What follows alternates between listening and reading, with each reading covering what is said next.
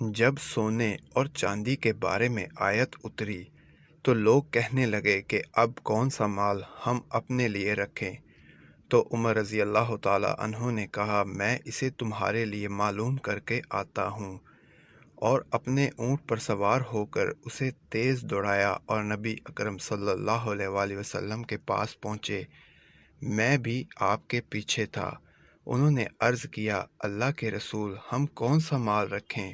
تو آپ صلی اللہ علیہ وآلہ وسلم نے ارشاد فرمایا تم میں ہر کوئی شکر کرنے والا دل، ذکر کرنے والی زبان اور ایمان والی بیوی رکھے جو اس کی آخرت کے کاموں میں مدد کرے۔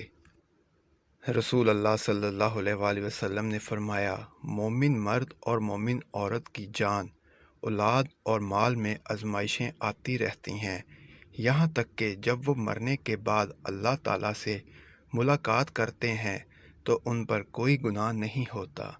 مزید احادیث واقعات سننے کے لیے ہمارے چینل کو سبسکرائب کریں اور بیل آئیکن کا بٹن ضرور پریس کریں۔